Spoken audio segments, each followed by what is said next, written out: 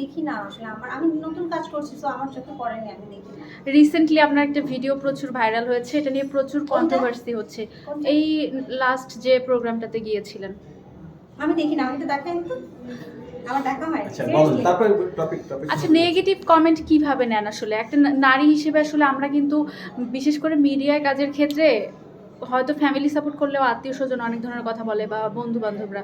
তো ওই জায়গা থেকে আপনি আসলে কিভাবে নেন? এবং অনেক আগে হয়তো বা নারী জার্নালিস্ট ছিল না, এখন যেমন আপনি আছেন, আপনার ফ্যামিলি থেকে যেরকম সাপোর্ট করছে, আমার ফ্যামিলি থেকে ওরকম সাপোর্ট করছে, কাজ আপনার যেমন ট্রাস্ট করে, আমাকে ওরকম ট্রাস্ট করে যে আমার মেয়ে এমন কিছু করবে না যেটা আমাদের জন্য ক্ষতিকর হবে।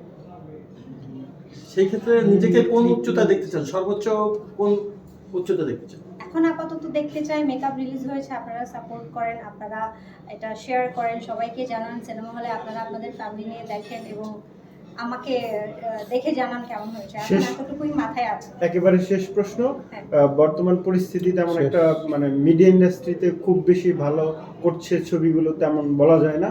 আপনার মেকআপকে ঘিরে দর্শকের প্রতি আপনি কি বলতে চান যেটা দর্শককে সিনেমা হলে মেকআপ দেখতে আগ্রহী করবে? দর্শক লাস্ট তুফান দেখে অনেক পছন্দ করেছিল, তো তুফানের পরে যদি কোনো ছবি দেখে পছন্দ করে বা কি বলে ওই টাইপের কিছু ডিফারেন্ট স্টোরি দেখতে চায়, তাহলে এটা।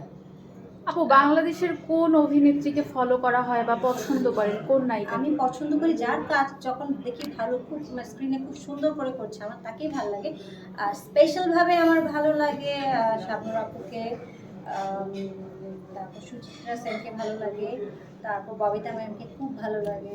আগের বাংলা সিনেমাগুলো দেখা হয় কিনা? দেখা হয়, ওগুলো দেখেই তো কি বলতে পারেন যে সিনেমা করার ইচ্ছে আগ্রহ হয়েছে। ওকে ওকে থ্যাংক ইউ।